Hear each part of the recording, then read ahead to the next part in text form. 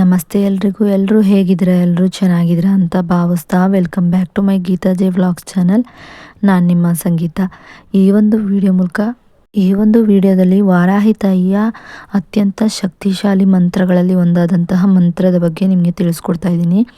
ಈ ಒಂದು ಮಂತ್ರವನ್ನು ಪಠಿಸೋದ್ರಿಂದ ನಮ್ಮ ಜೀವನದಲ್ಲಿ ಯಾವುದೇ ರೀತಿಯ ಕೆಲಸಗಳು ನಿಂತು ಹೋಗಿದ್ರೂ ಕೂಡ ಪೂರ್ಣವಾಗುತ್ತೆ ಅಂತಲೇ ಹೇಳ್ಬೋದು.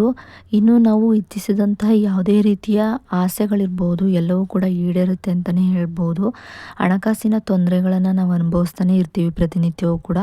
ಯಾವುದೇ ರೀತಿಯ ನಮಗೆ ಹಣಕಾಸಿನ ತೊಂದರೆಗಳಿದ್ರೂ ಕೂಡ ಈ ಒಂದು ವಾರಾಹಿ ತಾಯಿಯ ಮಂತ್ರ ಪಠಣದಿಂದ ಅಥವಾ ಈ ಮಂತ್ರವನ್ನು ಬರೆಯೋದ್ರಿಂದ ಕೂಡ ನಮಗೆ ಒಂದೇ ರೀತಿಯ ಫಲಗಳನ್ನು ನಾವು ನೋಡ್ಬೋದಾಗಿರುತ್ತೆ. ಇನ್ನು ಈ ಒಂದು ಮಂತ್ರ ಯಾವುದು, ಇದನ್ನು ನಾವು ಎಷ್ಟು ಬಾರಿ ಪಠಿಸಬೇಕು, ಹಾಗೆ ಯಾವ ಸಮಯದಲ್ಲಿ ಪಠಿಸಬೇಕಾಗುತ್ತೆ, ಇದಕ್ಕೆ ಪೂಜೆ ಏನಾದರೂ ನಿಯಮಗಳಿದೆಯಾ ಅನ್ನೋದನ್ನು ತಿಳ್ಕೊಬೇಕು ಅನ್ನೋದಾದರೆ ಎಲ್ಲೂ ಕೂಡ ವಿಡಿಯೋವನ್ನು ಸ್ಕಿಪ್ ಮಾಡದೆ ನೋಡೋದ್ರಿಂದ ಇದ್ರ ಬಗ್ಗೆ ಸಂಪೂರ್ಣವಾದ ಮಾಹಿತಿಯನ್ನು ನೀವು ತಿಳ್ಕೊಬಹುದಾಗಿರುತ್ತೆ. ಇನ್ನು ವಾರಾಹಿ ತಾಯಿಗೆ ಮಂಗಳವಾರ, ಶುಕ್ರವಾರ ಹಾಗೆ ಗುರುವಾರದ ದಿನಗಳಂದು ತುಂಬಾ ಇಷ್ಟ ಆಗಿರೋದ್ರಿಂದ, ಹಾಗೆ ತುಂಬಾ ಅತ್ಯಂತ ಪ್ರಿಯವಾದ ದಿನಗಳು ಅಂತ ಅಂದರೆ ಪಂಚಮಿ, ಅಷ್ಟಮಿ ಬಂದಾಗ, ಹಾಗೆ ಪಂಚಮಿ ಅಮಾವಾಸ್ಯೆ ದಿನಗಳಲ್ಲಿ ಬಂದಾಗ ತುಂಬಾ ಒಳ್ಳೆಯ ಫಲಗಳನ್ನ ನಾವು ಪಡ್ಕೋಬಹುದು. ಆ ದಿನಗಳಲ್ಲಿ ನಾವು ವಾರಾಹಿ ತಾಯಿಯ ಆರಾಧನೆ ಆಗಿರ್ಬೋದು, ಅಥವಾ ವಾರಾಹಿ ತಾಯಿಯ ವ್ರತವನ್ನು ಶುರು ಮಾಡೋದಾಗಿರ್ಬಹುದು, ಅಥವಾ ವಾರಾಹಿ ತಾಯಿಯ ಮಂತ್ರಗಳನ್ನು ಪಠಿಸೋದಾಗಿರ್ಬೋದು.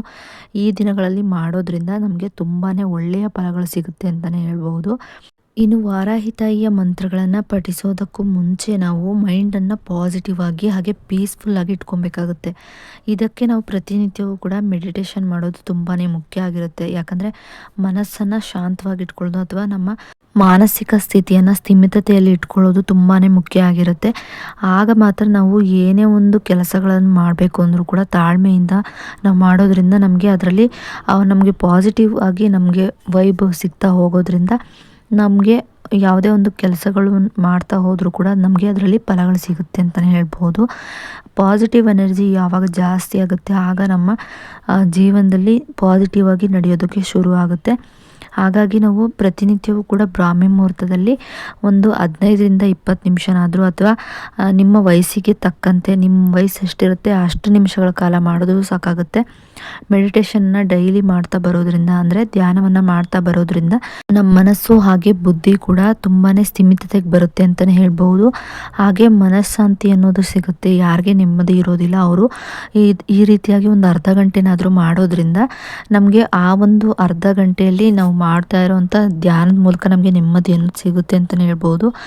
ಖಂಡಿತವಾಗಿಯೂ ನಮಗೆ ನೆಮ್ಮದಿ ಎಲ್ಲೂ ಸಿಗ್ತಾ ಇಲ್ಲ ಅಂದರೆ ಒಂದು ಅರ್ಧ ಗಂಟೆನಾದರೂ ನೆಮ್ಮದಿ ಸಿಗಲೇಬೇಕು ಅನ್ನೋದಾದರೆ ಧ್ಯಾನವನ್ನು ಮಾಡಿ ಅಂತಲೇ ಹೇಳ್ತೀನಿ.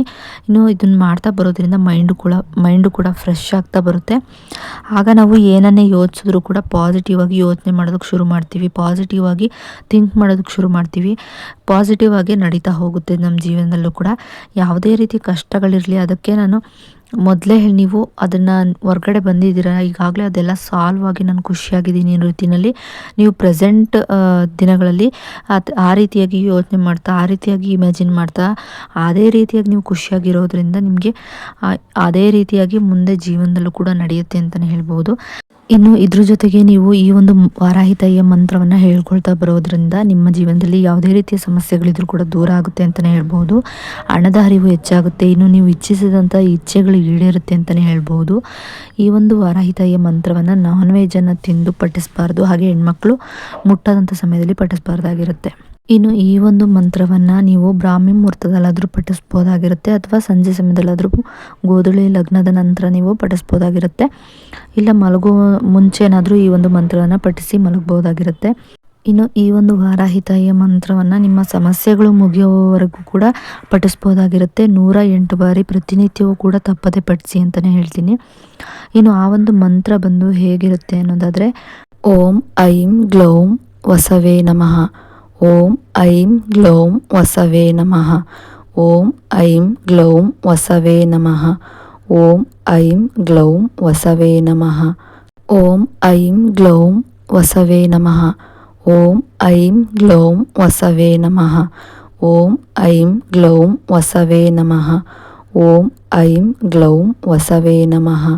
ಈ ರೀತಿಯಾಗಿ ಮಂತ್ರವನ್ನು ನಾವು ಪ್ರತಿನಿತ್ಯವೂ ಕೂಡ 108 ಬಾರಿ ಅಥವಾ 21 ಬಾರಿ ಅಥವಾ 9 ಬಾರಿನಾದರೂ ಹೇಳ್ಕೊಳ್ತಾ ಬರೋದ್ರಿಂದ ನಮ್ಮ ಜೀವನದಲ್ಲಿರುವಂತಹ ಯಾವುದೇ ರೀತಿಯ ಸಮಸ್ಯೆಗಳಿದ್ರೂ ಕೂಡ ದೂರ ಆಗುತ್ತೆ ಅಂತಲೇ ಹೇಳ್ಬೋದು.